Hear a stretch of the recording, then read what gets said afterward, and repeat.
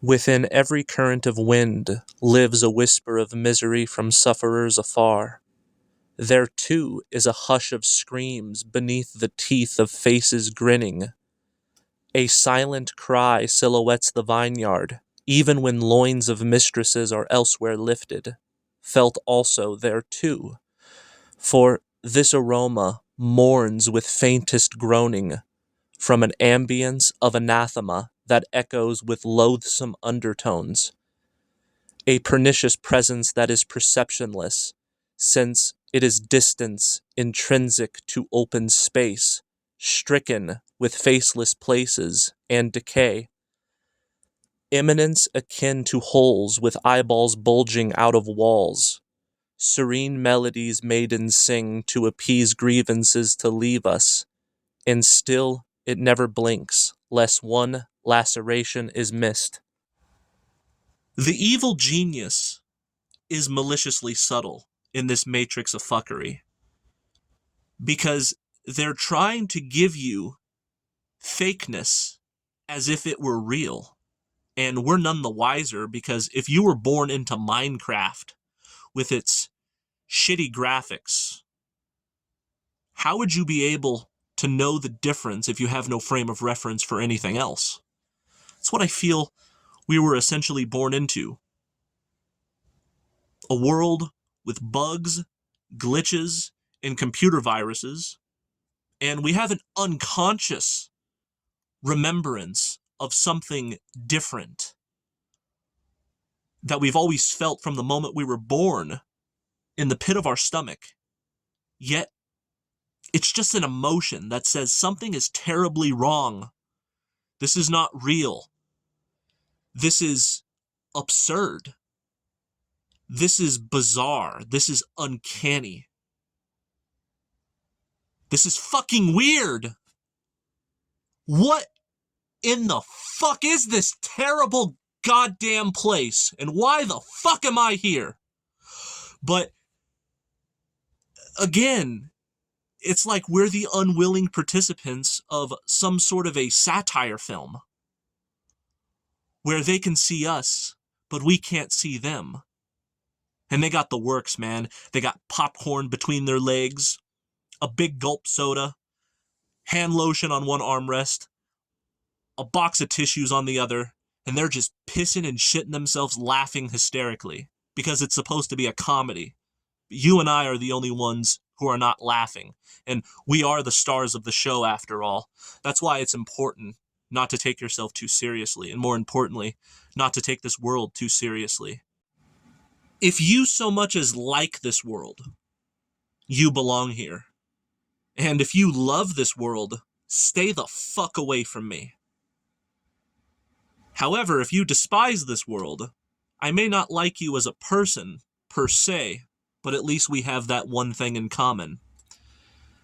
Don't make me king, because I don't want to be king of the dung heap.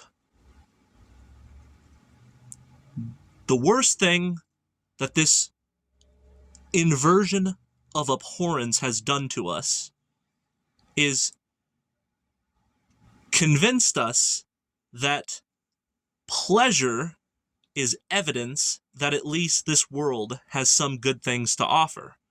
But what we don't know is we use pussy and liquor to fill the hole that's in our soul because we are here. For instance, we want to be intoxicated because we hate being sober because this reality sucks. We want to find a significant other because we are lonely because this reality sucks. So everything that gives you the illusion of pleasure is just filling the hole of your soul because of the fact that you are here. And whenever you want to get drunk, you want to get high, you want to get laid, you want to fall in love, you want to experience those things because this reality by itself sucks. So you need to bring something into you to distract you from how terrible this reality is. Let me ask you a personal question. Are you two like I, bored, lonely, depressed, and angry, and always bearing in mind that this is only the lowest common denominator of first world problems, in so much as it is the rule rather than the exception for the majority of people already. And that's not even including the worst case scenario of starvation and torture, for instance. However, even these so-called everyday problems, the way I see it, yes, suffering comes with a spectrum of severity. But why do we live in a world where there's always the argument of who suffers more? And because I'm not suffering quite as much as I could be suffering, or how this person is suffering, then I should be grateful. You should never be grateful for suffering, regardless of the severity. And it's like there's this threefoldness that I've come to recognize. And I describe it as misery, satiation, and devastation. So, for instance, you might feel the misery of loneliness. So, you get a very fleeting pleasure where you get temporary satiation because you find a love affair until she dumps you, and then now you're devastated. And then pretty soon the devastation wears off and you're just back to being lonely, and the cycle continues. You feel the misery of boredom. So then you try to satiate your boredom with, say, drugs and alcohol. But then the pleasure is fleeting, and then you're devastated with a hangover. And you always end up feeling worse than you did when you were just in misery. It's like, God, maybe it's better just to be miserable than to be fucking devastated. Maybe we should just learn to try to tolerate misery as much as possible to avoid devastation. Because love is not a guarantee in this reality. In fact, it's an unlikelihood. And even if you think you have love now, you must understand that you can't guarantee nor predict the actions of another. Pretty soon, when she says goodbye and the devastation wears off, it'll feel good to be miserable once again. And then maybe we can learn to just stay miserable, rather than having temporary satiation of fleeting pleasure and then be devastated. Because devastation is the worst. Misery beats devastation any day. But here's the thing. The word misery really is not an exaggeration. We're just so used to it that the commonplaceness of it desensitizes us to its normalization, that we just think that it's a way of life. See, we can say that I'm happy and I'm having a good day, but that's just because yesterday your pain was a 7, but today it's a 5.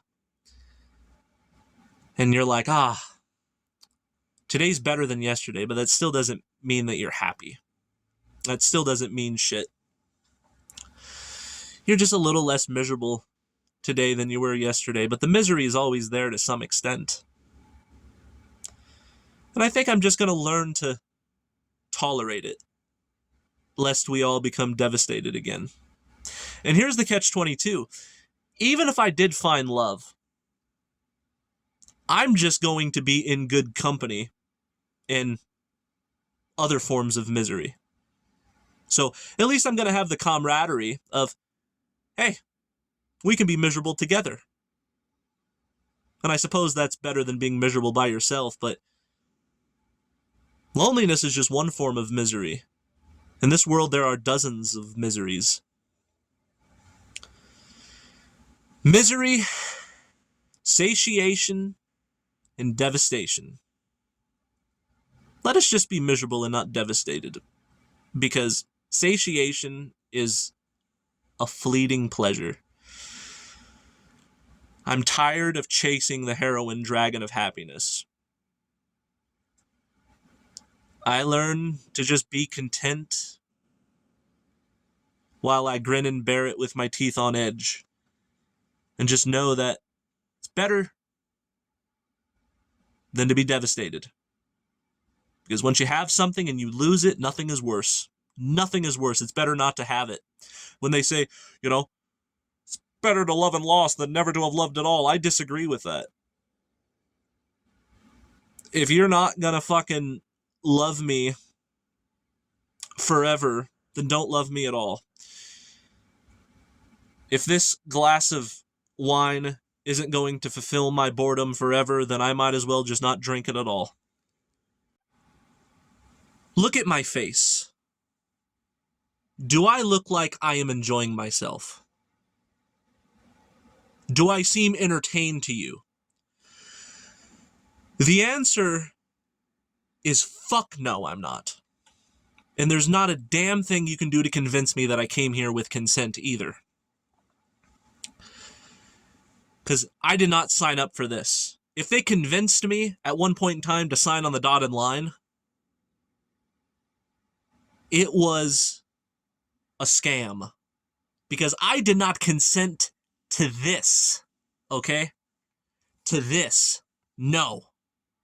No way. If they say, well, you came here because of some level of consent, whatever it was of which I signed on the dotted line was a scam. It's like, hey, here is this $500 used car in perfect condition. Sounds too good to be true, but you buy it anyway, and then you get like a mile down the road, and then it breaks down on you, and then you call the number to try to get your money back, and you find that you're blocked. That's sort of the equivalent of what this realm is. I would like to put my madness on display and give you an insider's look as to how disturbed I truly am. And I want you to let me know in the comments if you feel the same way, in so much as what I'm about to say is concerned.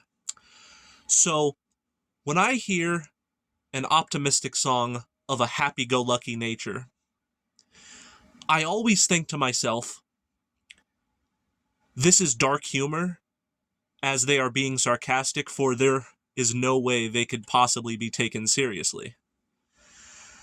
You know when you're watching a horror movie, and when the serial killer is chasing the woman around in the slaughterhouse with the butcher knife, and then they have like, tiptoe through the window, by the window, and it's like, it's so inappropriate as to make it even more creepy that they would put such a happy, inopportune background noise for that type of a scenario.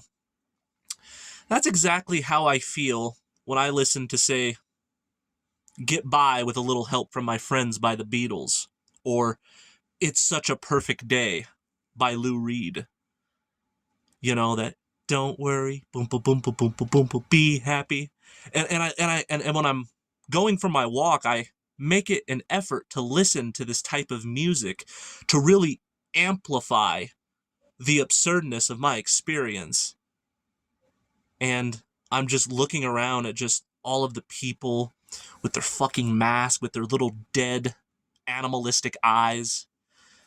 And it's just like, it's like I'm living in a science fiction horror movie, and then that is my choice of background noise. You know? Like, when I listen to lyrics of like a nature of happiness, it just feels so inappropriate to me. And even though I know their intent was sincere, I feel as though they're being Weisenheimers, and therefore I listen to it with a sort of facetiousness. Because I feel like, even though I know it's not true, I feel as though the intent, even though it wasn't, was to be facetious. So I listen to it with a sort of smart aleckness. I want you to let me know in the comments how you feel when you hear those types of music, like that, those 1960 hippie songs where they're like singing about rainbows and sunshine with their guitars. It's like, no fucking way. That's how I feel. No fucking way. You are not to be taken seriously.